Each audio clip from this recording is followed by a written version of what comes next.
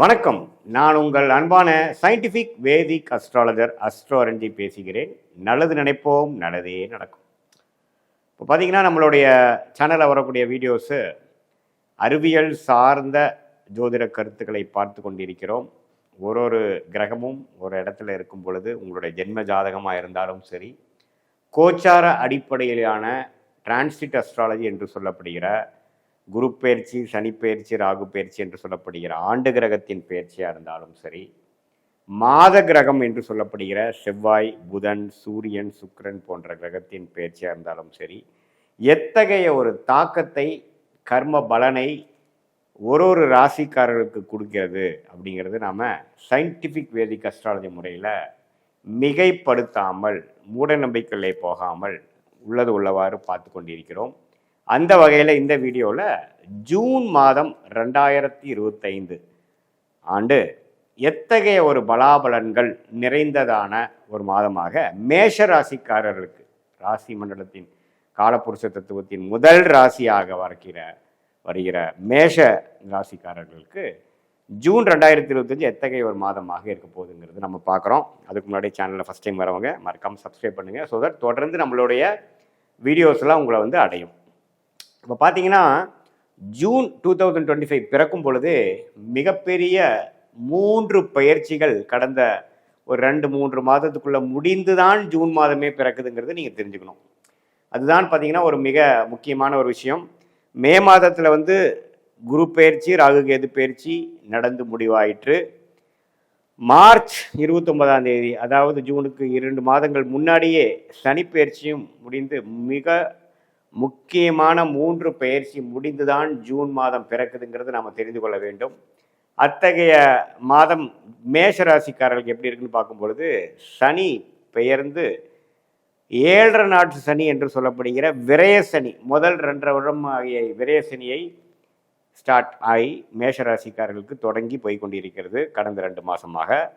அதே சமயத்தில் மற்றொரு ஆண்டு கிரகம் ஆகிய குரு பார்த்தீங்கன்னா 2ஆம் இடத்துலேருந்து 3ஆம் இடத்துக்கு போய் மேஷராசியோட 7ஆம் இடம், அதே மாதிரி பாக்கியஸ்தானம் என்று சொல்லப்படுகிற 9ஆம் பாவம், 11ஆம் பாவம் என்று சொல்லப்படுகிற ஒரு அருமையான பாவத்தை பார்க்கக்கூடிய அமைப்புகள் மேஷராசிக்கு மே 14லேருந்தே ஸ்டார்ட் ஆயிடுச்சு. ஜூன் மாதத்தில் வரும் பொழுதே நம்ம அப்படி தான் இருக்கிறோம். அதுக்கப்புறம் ராகு கேது பயிற்சி பார்த்தீங்கன்னா 12ஆம் இடத்துல இருந்த ராகு 11ஆம் இடத்துல குரு பார்வை பெற்று, அதே சமயத்தில் 6ஆம் இடத்துல இருந்த கேது 5ஆம் இடத்துக்கு வந்திருக்கிறார். ஸோ இத்தகைய மாற்றங்களும் அமைப்புகளும் நிறைந்ததாக ஆண்டு கிரக விஷயங்கள் வந்து மேஷராசிக்காரர்களுக்கு உண்டு. சரி, இப்போது ராசி அதிபதி எப்படி இருக்காருன்னு பார்த்தீங்கன்னா, கிட்டத்தட்ட ஜூன் முதல் வாரம் முழுக்க 6-7 தேதி வரைக்கும் கடகத்தில் இருந்து 10ஆம் இடத்துக்கு சம்மந்தப்பட்டு கடகத்தில் நீச்சப்படுகிறார். ஸோ 6ஆம் தேதி வரைக்கும் பார்த்தீங்கன்னா சில விஷயங்கள் எதிர்கொள்ள வேண்டிய விஷயங்கள், எதிர்கொண்டே இருக்கக்கூடிய விஷயங்கள், பல நாட்களாக பல மாதமாக சில ரிசல்ட்டை எதிர்பார்த்துட்டு இருந்த வம்பு வழக்குகள், சில மாணவர்களாக இருந்தால் அவங்களோட ரிசல்ட்ஸு, தொழிலதிபர்களாக இருந்தால் சில விஷயங்கள், வர வேண்டிய பணம், விற்க வேண்டிய சொத்து, சிக்கல் நீங்கக்கூடிய சில பிரச்சனைகள், இது எல்லாமே எதிர்கொண்டு வேண்டி இருக்கக்கூடிய மேஷராசிக்காரர்கள் கரெக்டாக ஜூன் 7ஆம் தேதிக்கு அப்புறம் பார்த்தீங்கன்னா சிம்மம் என்று சொல்லப்படுகிற ஒரு அருமையான ஸ்தானத்துக்கு 5ஆம் இடத்துக்கு நட்பு வீட்டுக்கு செவ்வாய் இடம்பெறுகிறார். ஸோ ஒரு நீச்ச வீட்டிலிருந்து ஒரு நட்பு வீட்டுக்கு ராசி அதிபதியாகிய மேஷராசி அதிபதி இடம்பெறுவது ஒரு அருமையான விஷயம். ஸோ மேஷராசிக்காரர்கள் குதூகலம் அடையப் போகிறார்கள், உற்சாக பெறப் போகிறார்கள். சில விஷயங்கள் சாதகமாக முதல் வாரம் நடந்து அவங்களுக்கு அடுத்த வாழ்க்கையில் நடக்கக்கூடிய விஷயத்துக்கு வந்து ஒரு உத்வேகத்தையும் ஒரு ஸ்ட்ரெச்சையும் ஒரு ஒரு வழியையும் கொடுக்கக்கூடிய அமைப்பு இருக்கு. இந்த ஒரு வாரம் நீங்கள் நல்லாவே யூஸ் பண்ணிட்டு அடுத்த வரக்கூடிய 3 வாரங்களும் திட்டம் தீட்டி நல்ல பலன்களை அணிவிக்கக்கூடிய அமைப்புகள் மேஷராசிக்காரர்களுக்கு உண்டு. அதே சமயத்தில் சூரியன் பார்த்தீங்கன்னா 16ஆம் தேதி வந்து ராசி 2ஆம் இடத்தில் இருக்கக்கூடிய சூரியன் 3ஆம் இடத்துக்கு போகிறார், போய் குருவோட சேர்றார். ஸோ குரு வந்து ஆல்ரெடி 3ஆம் இடத்துல மிதுனத்தில் இருக்கக்கூடிய இடத்துல போய் சூரியன்கிற 5ஆம் வீட்டதிபதி ராஜோகாதிபதி சேருவது மிகவும் அருமை. ஸோ ஒரு ராஜோகாதிபதி ஆகிய சூரியனும் ஒரு ராஜயோக அதிபதியை குருவும் ஒன்றாக சேர்ந்து 9ஆம் வீட்டுக்கு கனெக்ட் ஆகிறது ஒரு தர்ம கர்மாதி யோகத்தை கொடுக்கக்கூடிய அமைப்பு வருது. பாதி தர்ம கர்மாதி யோகம் வருகிறது. ஸோ நல்ல ஒரு யோகங்கள், பாக்கியங்கள், சொத்து பத்துக்கள், பூர்வீகத்தில் சில பிரச்சனைகள் தீர்வது, வரவேண்டிய சொத்துக்கள் வருவது, அரசு விஷயத்தில் லாபம் பெறுவது, சாதகமான அமைப்பு பெறுவது, அது மாதிரி ஒரு அருமையான பலன்கள் கொடுக்கக்கூடியது செகண்ட் ஹாஃப்லேருந்து வரக்கூடிய அமைப்புகள் உண்டுங்க. அதே சமயத்தில் செவ்வாய் பயிற்சி நல்லா இருக்குது, சூரிய பயிற்சி நல்லா இருக்குது. புதன் பார்த்தீங்கன்னா ஜூன் 7ஆம் தேதி 6ஆம் தேதிக்கு மேலே பார்த்தீங்கன்னா ரிஷபத்தில் இருக்கிறது வந்து 3ஆம் இடத்துக்கு இடம்பெயர்கிறார்.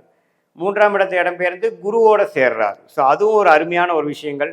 மாணவர்கள்லாம் பார்த்தீங்கன்னா ஜூன் மாதம் நல்ல ஒரு அவங்களுக்கு பிடிச்ச ஒரு படிப்பு ஜாயின் பண்ணுறது, நல்ல ஹையர் கோர்ஸ் ஜாயின் பண்ணுறது, அவங்களுக்கு ஏற்ற சில உயர் படிப்புகளை தேர்ந்தெடுத்து அதில் ஒரு நல்ல ஒரு அமைப்பு, நல்ல ஒரு கிளாரிட்டி, நல்ல ஒரு இன்ட்ரெஸ்ட்டு, அது மாதிரி விஷயங்கள் பெறுவது, காம்படேட்டிவ் எக்ஸாம்ஸ், கவர்மெண்ட் எக்ஸாம்ஸ் எழுதுகிறவங்களாம் நல்லா பெர்ஃபார்ம் பண்ணுறது. ஏன்னா புதன் பார்த்தீங்கன்னா ஆட்சி பலத்துக்கு போகிறார், திக்பலமும் பெறுகிறார் குருவின் சேர்க்கையால்.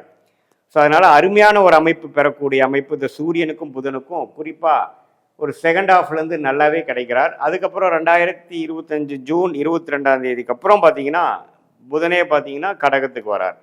ஸோ ஒரு மிடில் பீரியட் ஒரு 7ஆம் தேதியிலேருந்து 12ஆம் தேதி வரைக்கும் நல்ல ஒரு மேஜிக் நடக்கிற மாதிரி சில விஷயங்கள் நடக்கக்கூடியது இருக்குது. ஸோ மேஷராசிக்கு ஜூன் மாதம் பார்த்தீங்கன்னா பல விஷயங்கள் நன்மை கொடுக்கக்கூடிய விஷயங்கள், எதிர்பார்க்கக்கூடிய விஷயங்கள் நடந்து தீர்வது, பல மாதமாக வெயிட் பண்ணிட்டு இருந்த விஷயங்கள் கைக்கு வந்தது வாய்க்கு வரவில்லைங்கிறது சில நடக்குது. இல்லத்தரசிகளுக்கு பார்த்தீங்கன்னா சில விஷயங்கள் வந்து அதிருப்தியாக இருந்ததெல்லாம் குரு பயிற்சி ஆனதுலேருந்தே சில விஷயங்கள் குடும்பத்தில் சுபிக்ஷம், குடும்பத்தில் இடைஞ்சல் கொடுத்துட்டு இருந்தவங்க, பிரச்சனைகள் இருந்தவங்களாம் கொஞ்சம் விலகி, கொஞ்சம் கூட்டு குடும்பத்தில் பிரச்சனைகள் இருக்கிறவங்களாம் கொஞ்சம் தனி குடும்பத்துக்கு போய் அதில் கொஞ்சம் ஓரளவுக்கு அன்னோனியம் பெறுவது, இது எல்லாமே கொஞ்சம் பாசிட்டிவான விஷயங்கள் மேஷராசிக்காரர்கள் குறிப்பாக முதல் வாரத்துக்கு அப்புறம் வரக்கூடிய வாரங்களில் ஜூன் மாதத்தில் படிப்படியாக வயசு வித்தியாசம் இல்லாமல் மாணவர்களாக இருந்தாலும் சரி, இல்லத்தரசிகளாக இருந்தாலும் சரி, உத்தியோகத்தர்களாக இருந்தாலும் சரி, அல்லது இது மாதிரி காம்படிட்டிவ் எக்ஸாம்ஸ் எழுதக்கூடிய மிடில் ஏஜ் பீப்புளு, அதாவது கொஞ்சம் நெக்ஸ்ட் லெவல் ஆஃப் ப்ரொமோஷனுக்காக எதிர்பார்க்குறவங்க, ப்ரைவேட் செக்டார்லேருந்து கவர்மெண்ட் செக்டார் போகணுங்கிறவங்க, ப்ரொமோஷனுக்காக எக்ஸாம் எழுதுகிறவங்க, விசாக்காக எழுதுகிறவங்க, வெளிநாடு போகணுங்கிறதுக்காக சில எக்ஸாம்ஸ் எழுதுகிறவங்க, இவங்களுக்கு எல்லாமே வந்து ஒரு நல்ல ஒரு கிளாரிட்டியும் ஒரு உத்வேகமும் அந்த படிக்கக்கூடிய அமைப்புக்கு வேணுங்கிற நல்ல தகுதியும் கொடுக்கக்கூடிய அமைப்பு வந்து அந்த குருவால் சுபத்துவப்பட்ட திக்பலம் பெறக்கூடிய சூரியன் புதனால் கிடைக்குதுங்க. அதே சமயத்தில் மாதத்தின் முதல் வாரமே செவ்வாய் வந்து சிம்மத்துக்கு போகிறது அருமை. ஸோ சிம்மத்தில் எப்பவுமே செவ்வாய் இருந்ததுன்னா நல்ல புரிதல், நல்ல கிளாரிட்டி கொடுக்கும் ஜாதகருக்கு. ஸோ செவ்வாய் யார் மேஷலக்கணத்துக்கு ராசி அதிபதியாக போனனால நல்லாவே ஒரு செயல்திறனோட செயல்படக்கூடிய அமைப்புகள் மேஷராசிக்காரர்களுக்கு நல்லாவே மாதத்தின் 2வது வாரத்திலேருந்தே கிடைக்குதுங்கிறது நாம் பார்த்தோம்.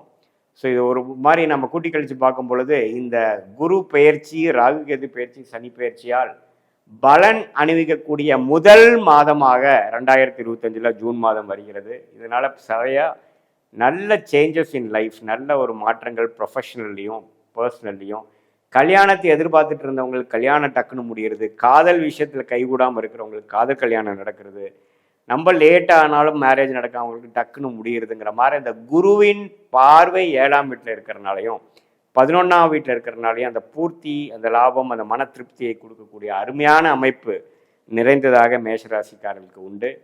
இது பொதுவான பலன்களை தவிர உங்களுடைய ஜென்ம ஜாதகத்தில் தசாபுக்திகள் எப்படி போய் கொண்டிருக்கிறது, உங்களுடைய லக்னம் என்ன, லக்னாதிபதி எப்படி, அதையெல்லாம் வைத்து பார்க்கும் பொழுது இந்த கோச்சார அமைப்பு நான் சொன்ன மாத பலனையும் மிக்ஸ் பண்ணி நம்ம பார்க்கும் பொழுது ஒரு துல்லியமான எதிர்காலம், அதாவது ஷார்ட் டேர்ம் அடுத்த 3-4 மாதங்கள் எப்படி இருக்க போகிறது, அடுத்த 1 வருடம் 2 வருடம் எப்படி இருக்க போகிறது, எது மாதிரி டைரக்ஷனில் வாழ்க்கை போகிறது, எந்த மாதிரி முடிவுகளை எந்த நேரத்தில் எடுக்கணும், எது எடுத்தாலும் நம்மளுடைய ஃபுல் பொட்டென்ஷியல் லைஃப்பில் எடுக்க முடியும், ரீச் பண்ண முடியுங்கிறத துல்லியமாக சயின்டிஃபிக் வேதிக் அஸ்ட்ராலஜி முறையில் எந்த விதத்திலையும் மிகைப்படுத்தாமல், பரிகாரங்கள் அது மாதிரி விஷயத்துக்கு போகாமல் உள்ளது உள்ளவாறு நம்ம பார்க்கலாங்கிறது நீங்கள் தெரிஞ்சுக்கலாம்.